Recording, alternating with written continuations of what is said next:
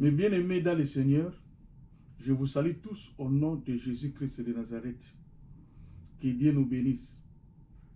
Nous continuons notre série d'enseignements sur la vraie face du combat spirituel numéro 5. Notre sous-thème de cet après-midi est intitulé « Le casque du salut », titre tiré dans les épîtres d'Éphésiens, chapitre 6, verset 17. Mais d'abord, prions. Seigneur Jésus-Christ, mon rocher, mon rédempteur, le soleil levant, l'étoile brillante du matin, nous te disons encore merci. Nous te rendons des actions de grâce dans tout ce que, Père, toi, tu as préparé d'avance pour nous cet après-midi. Tu veux nous parler à travers ton serviteur Paul sur le casque du salut. En les mettant, nous nous souviendrons de notre identité en toi, Seigneur, et tu nous aideras à nous prémunir contre les doutes, la peur et les attaques contre notre foi. C'est toi notre assurance. Tu sais, nous sommes appelés à vivre selon tes normes et à marcher sous ta protection, en nous appuyant sur ta grâce et ta puissance. Voilà pourquoi nous te remettons toutes les choses dans ta sainte et divine main, et que tu veilles sur nous durant toute cette période d'exhortation. Au nom puissant de Jésus-Christ de Nazareth. Il est vrai que les armures spirituelles évoquées dans la Bible ne sont pas des équipements physiques, mais plutôt des symboles représentant des qualités et des vertus essentielles pour nous aider à se protéger contre les attaques invisibles et spirituelles. Les casques du salut symbolisent la protection de l'esprit et des pensées. Est-ce que c'est possible de protéger l'esprit et des pensées et les pensées? Nous allons les développer au cours du message. La protection de l'esprit et des pensées, ce qui renforce notre détermination et nous protège des doutes, de peur, des attaques de l'ennemi contre notre foi. Que nous dit Éphésiens chapitre 4, 1 à 3. 1 et 3. Je lis au nom de Jésus. Je vous exhorte donc, moi, les prisonniers dans le Seigneur, à marcher d'une manière digne de la vocation qui vous a été adressée. Chapitre 3. Vous efforçant de conserver l'unité de l'esprit par les liens de la paix. L'apôtre Paul commence ce chapitre en disant « Je vous exhorte, je vous en supplie, je vous demande donc instamment ». Donc, il y a une certaine urgence dans son langage. Dans Éphésiens 4, verset 17, il nous dit « Voici donc ce que je dis et ce que je déclare dans le Seigneur. C'est que vous ne devez plus marcher comme les païens qui marchent selon la vérité de leur pensée, de leur intellectualisme. » Je ferme la parenthèse. Mes bien-aimés dans le Seigneur, la protection de l'esprit et de la pensée est en effet une décision cruciale dans la vie chrétienne. Il y a des personnes qui sont calmes et posées, mais 80% de leurs pensées sont mauvaises. Vous pouvez méditer ça sur Marc chapitre 7, verset 21. Mais bien aimé, l'esprit et la pensée jouent un grand rôle. Donc un rôle important dans la formation de nos croyances, nos attitudes et nos perceptions. Ce qui rend essentiel de se prémunir contre les influences négatives qui peuvent nous amener à la désobéissance et à nous égarer de la vérité et du but de Dieu pour nos vies. Notre Dieu est saint, lui qui habite au milieu de l'adoration, et la lumière divine dissipe tout ce que les ténèbres a rempli dans nos cœurs. Il annonce qu'une nouvelle époque, donc notre Dieu, il annonce qu'une nouvelle époque était venue. Une époque où les vrais adorateurs adoreront le Père en esprit et en vérité.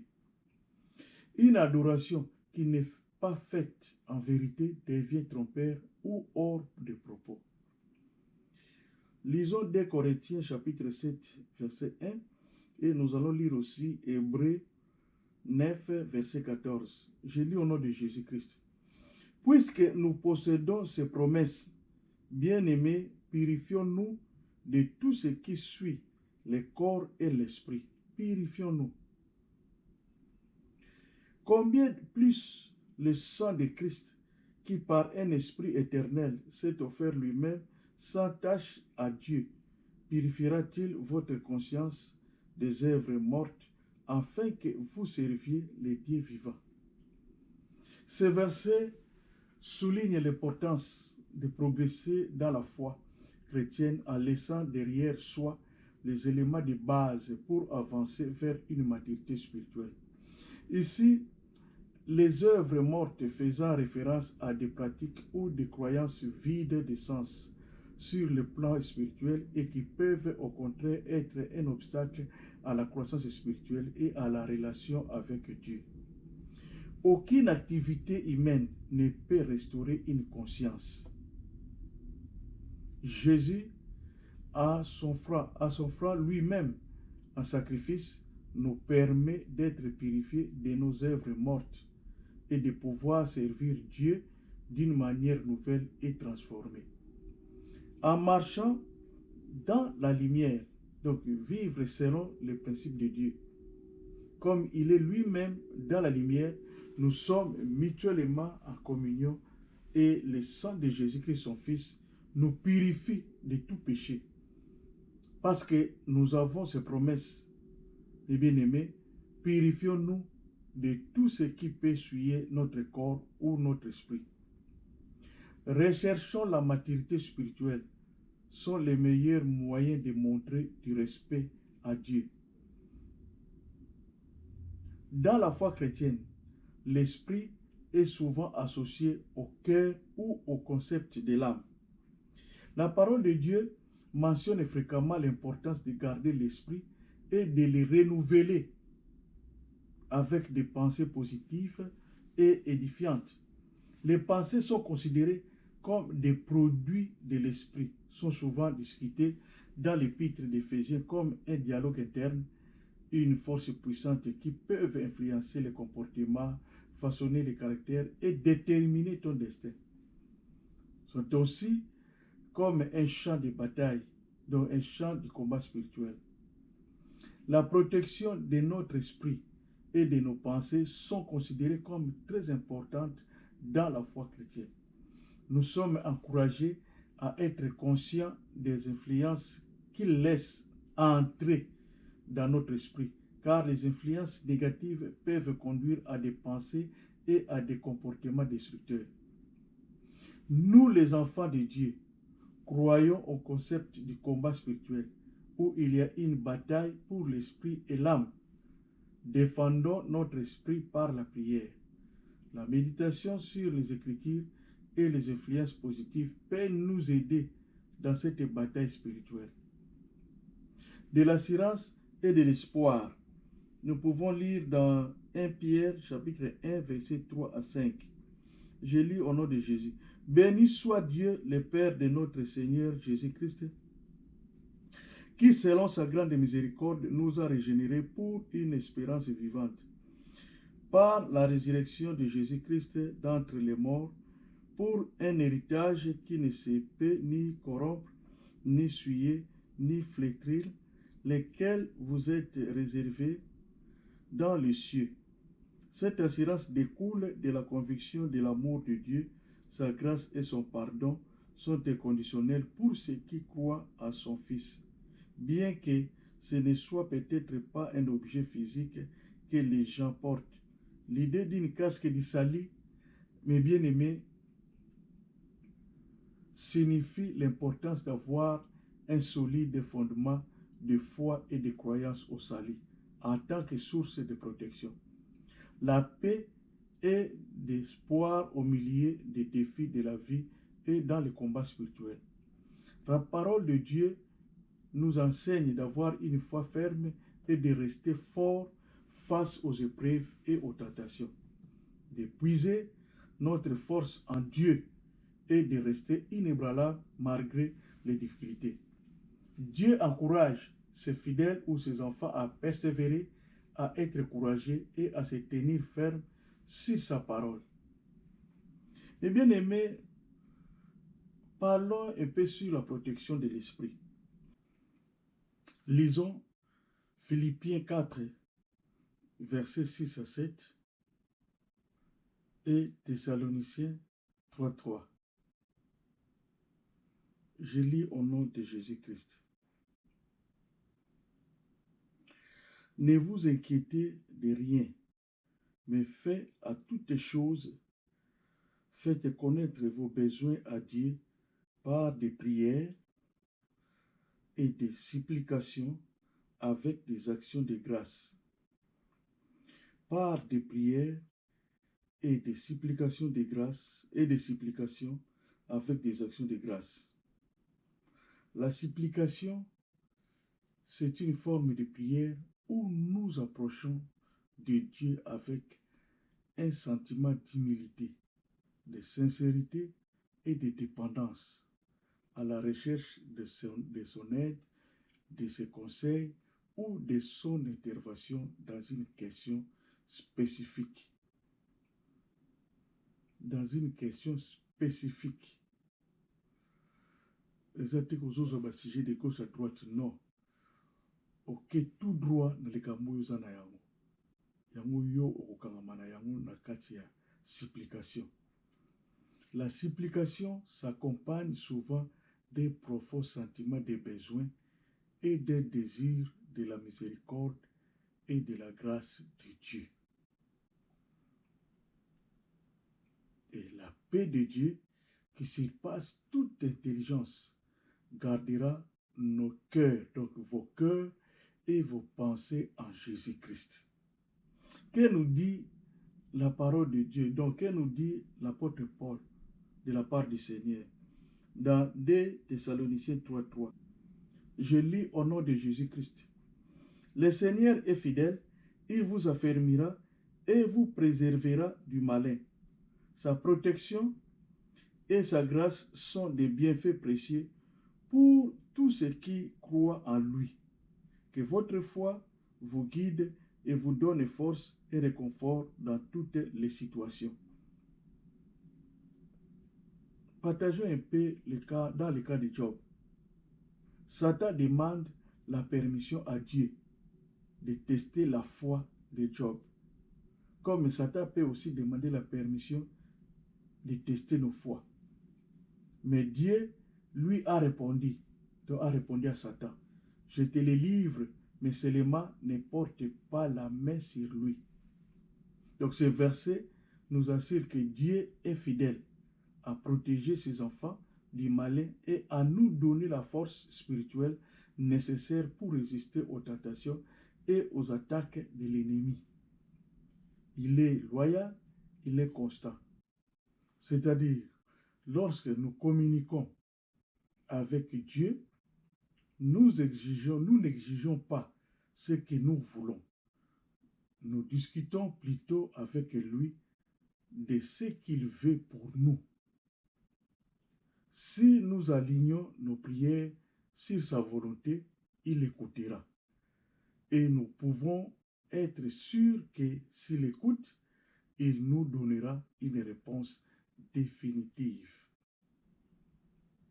C'est-à-dire, il faut avoir la foi en Dieu malgré les circonstances.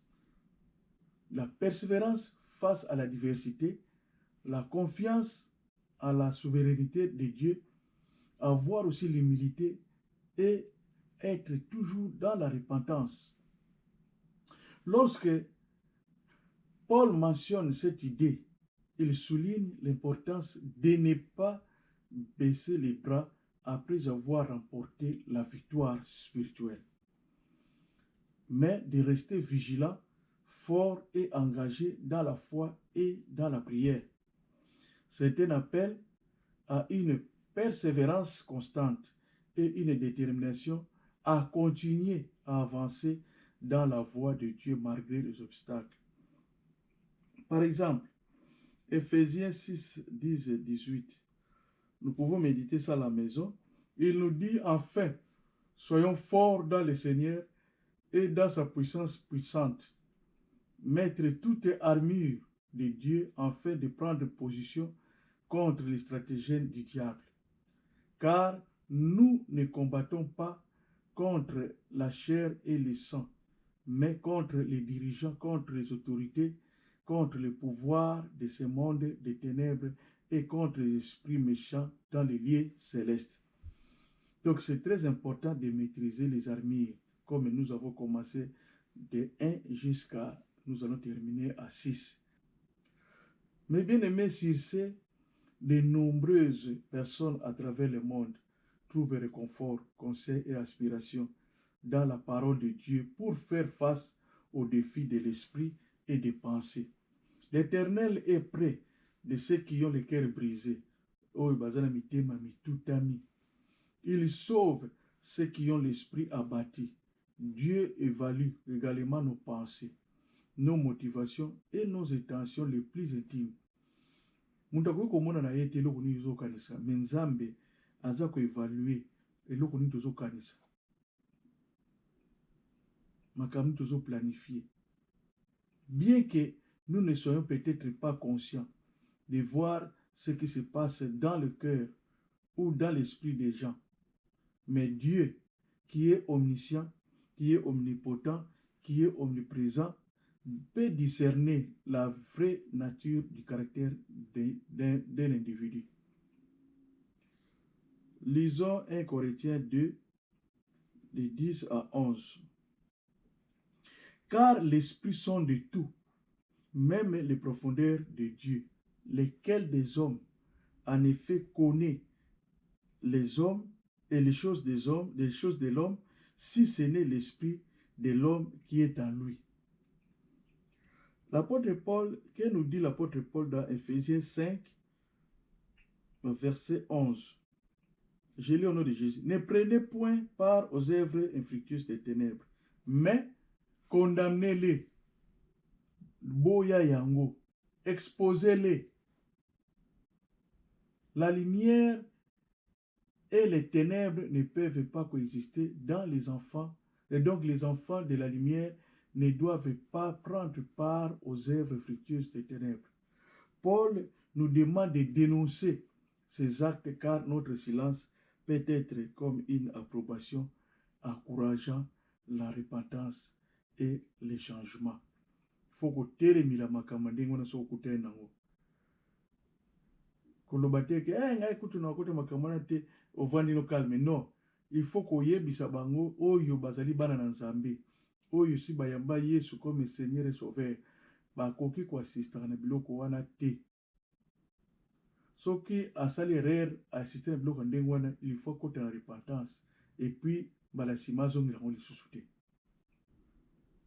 Bien que tout le monde ne puisse pas se tourner vers la parole de Dieu pour obtenir des conseils et nos soucis en particulier du réconfort et de l'aspiration pour faire face à notre esprit et à nos pensées. Ata bango nyonso tu bakosalela oyo yo lobi te, mais l'essentiel yo lobi. Ata moko mibale soki batosi ekozala kitoko makasi.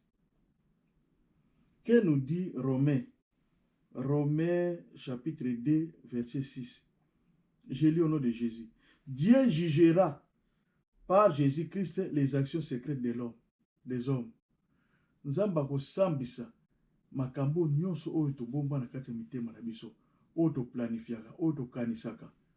C'est-à-dire nos motivations intérieures, nos intentions ou nos comportements cachés qui nous animent et que nous réalisons en dehors des regards des autres sont également prises en compte dans ce jugement divin, y compris ce que nous concevons dans notre esprit. Paul savait que les pensées d'une personne déterminent qui elle est.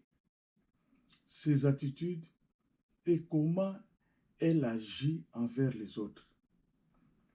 Mes bien-aimés, à quoi passez-vous du temps à penser?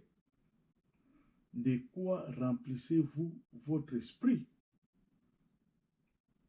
Si nous avons de profonds regrets dans tout ce que nous faisons qui est mauvais, ou avoir un profond sentiment d'empathie pour la souffrance des autres, ou bien être miséricordieux envers les autres, avoir la douceur, mais bien aimer aussi, ce n'est pas une faiblesse, mais elle est une sagesse de Dieu qui nous anime. Donc Jésus explique que les pauvres en esprit sont bénis. Les pauvres en esprit rendent compte qu'ils ne peuvent pas plaire à Dieu par eux-mêmes. Ils sont intérieurement incapables de donner quoi que ce soit de valeur à Dieu et doivent donc dépendre de sa miséricorde. Supportons les afflictions par motif de conscience envers Dieu. Recherchons la paix avec tous et entretenir des relations aussi pacifiques que possible avec nos voisins et associés, païens ou bien croyants, ainsi que des relations harmonieuses au sein de l'Église ou du ministère, sans laquelle personne ne verra Dieu. Dans le livre des Proverbes 16, verset 2, il est écrit: toutes les voies de l'homme sont pures à ses yeux, mais c'est l'Éternel qui pèse les esprits. De même, Jérémie 17:10 est en train de déclarer: je suis l'Éternel qui sonde le cœur, qui éprouve les reins et qui donne à chacun selon sa voie, selon les fruits de ses actions. Oyo nyonso tozali kosala ekofutama. Soko osalaka mabe, yo moko oyebi. Soko osalaka malamu, yo moko oyebi soko ofutama ndenge nini. Ce verset souligne que Dieu évalue non seulement nos actes invisibles, mais aussi ce qui se passe dans notre esprit et nos pensées. Ainsi, la parole de Dieu enseigne que Dieu prend en considération non seulement nos actions externes, mais aussi nos pensées, intentions et motivations intérieures lorsqu'il juge les hommes. Ésaïe 43, verset 18, il nous dit, il nous interdit: ne pensez plus aux événements passés et ne considérez plus ce qui est ancien. Bosana nyonso oyo eleka kokonsidera nyonso te ke nazalaki kobunda, nazalaki moyibi, nazalaki impudique, nazalaki te. Bosana yango tango yo komi na Yesu okomi moto na sika. Bien-aimés dans le Seigneur, Dieu nous rappelle de nous concentrer sur l'avenir et de ne pas s'attarder sur les erreurs du passé. O avansaka te na vie spirituelle mpona nini okanisaka mingi makambo osala na kala avant que oyamba Yesu. Si nos pensées ne sont pas adéquatement ou convenablement protégées, nos pensées seront affectées. Nos pensées ont un impact significatif sur nos émotions, nos comportements et notre vision globale de la vie. De plus, dans les Éphésiens chapitre 4, verset 24, l'apôtre Paul nous ordonne d'éteindre notre ancien moi qui appartient à notre ancien mode de vie et qui est corrompu par des désirs trompeurs, et avoir un esprit renouvelé. En gardant activement nos pensées et en nous assurant qu'elles sont positives, constructives et alignées sur nos objectifs et nos valeurs, nous pouvons faire l'expérience d'une liberté accrue dans divers aspects de notre vie.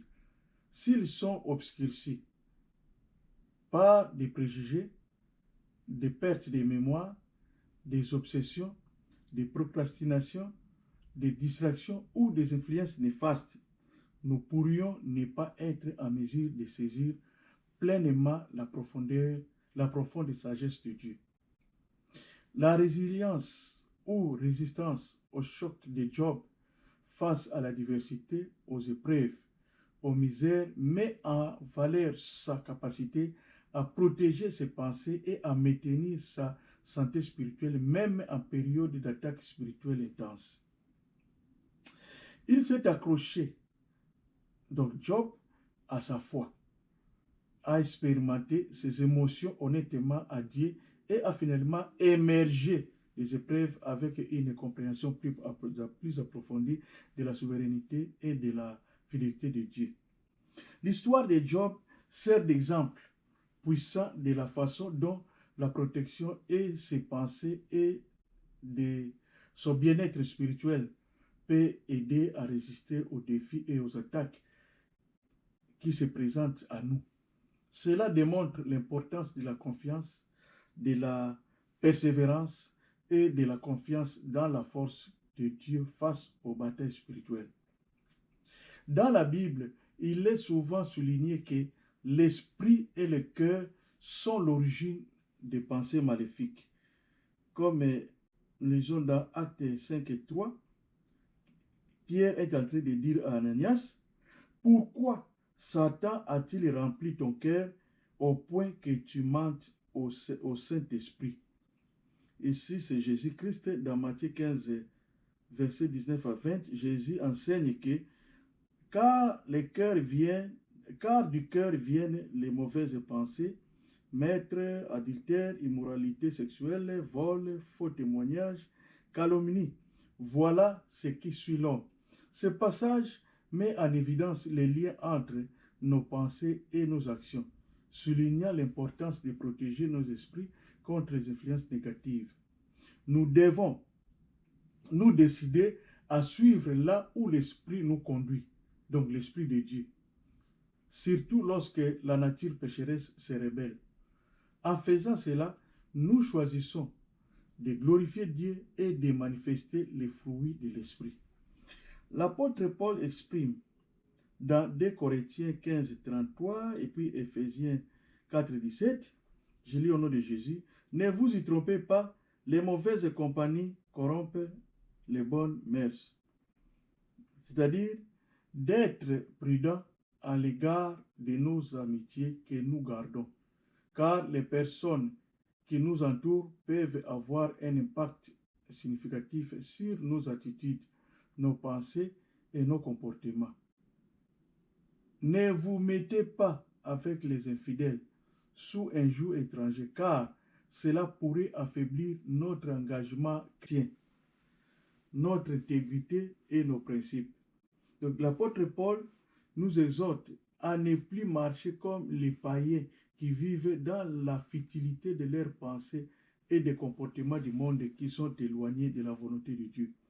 Parce que les pensées de certaines personnes ne sont pas flexibles.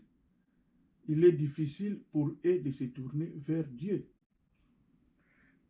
Quelles sont certaines des méthodes pratiques que nous pouvons utiliser pour aligner nos pensées sur de bonnes voies? Prendre du temps chaque jour pour lire la parole de Dieu peut nourrir l'esprit et aider à orienter nos pensées vers des idées et des valeurs positives. Eza na batu mingi komona alobi ke nasambelaka naza chrétien, so otuni yo ozaka chrétien ozaka chrétien okenda osambela mais akosala pe une semaine atanga la Bible te. Pratiquer la prière et la méditation, c'est-à-dire prendre du temps pour la prière et la méditation, permet de se connecter avec Dieu, d'acquérir des orientations et force pour penser de manière positive. Au fur et à mesure que vous avez la Bible, vous avez na elobeli na yo comme ko changer. Au moins lobi 3-4 mots comme verset koti na kati. Limitez l'exposition aux médias, votre entourage qui propage des pensées négatives ou destructrices. Identifions celles qui sont mauvaises, drainantes ou négatives. Les gens avec qui nous passons du temps, ce que nous consommons comme médias, réseaux sociaux. et comment cela nous affecte spirituellement. En se concentrant sur des pensées positives et édifiantes, fuir face aux tentations et aux situations qui pourraient nous conduire à des pensées impures serait possible de contrôler les pensées obscènes, impures ou inappropriées. Nous pouvons méditer ça dans 1 Corinthiens 9 et 27. Nous sommes appelés à renouveler nos esprits et être prêts à la remettre en question lorsqu'ils deviennent inappropriés. Cela implique de rejeter les influences négatives du monde et de vivre une vie conforme aux valeurs et aux principes divins. Enfin, en protégeant, mes bien-aimés, notre esprit et nos pensées, nous pouvons nous protéger contre les influences négatives, les idées nuisibles et les schémas de pensée destructives. Cultivons un état d'esprit qui reflète la vérité, l'amour et la sagesse de Dieu, nous permet de faire l'expérience de la paix, de la joie, de la croissance spirituelle dans notre vie. Jérémie, nous pouvons lire Jérémie chapitre 4, verset 14, je lis au nom de Jésus. Purifie ton cœur, c'est-à-dire purifie ton esprit et tes pensées. Dans la repentance sincère, quand même. Purifie nos cœurs du mal, Jérusalem. Jérusalem, c'est toi et moi aujourd'hui. Afin que nous soyons sauvés. Jusqu'à quand garderons-nous nos cœurs de pensées iniques? Ça, c'est une question que le prophète Jérémie est en train de nous dire de la part du Seigneur. Donc, inique, pensée inique, c'est-à-dire de pensées injustes. Mais bien aimé dans le Seigneur, de quoi ou de qui as-tu des mauvaises pensées? Quelles sont les pensées ou les esprits qui influencent ta vie ou tes comportements de tous les jours? La parole de Dieu est en train de nous dire, Dieu jugera nos intentions et motivations. Parce que ce sont les portes d'entrée de l'ennemi dans nos vies. 1 Corinthiens 5 et 18 est en train de nous dire, rendez grâce en toutes les choses. Répands-toi et il ne faut pas aussi oublier, mes bien-aimés, d'adorer ton Dieu en esprit et en vérité, à tout moment avec ton écouteur, avec des cantiques d'adoration, pour éviter la divagation des pensées. Dans les cieux, les anges adorent Dieu 24 heures sur 24. Que Dieu bénisse sa parole et nous bénisse aussi. Amen.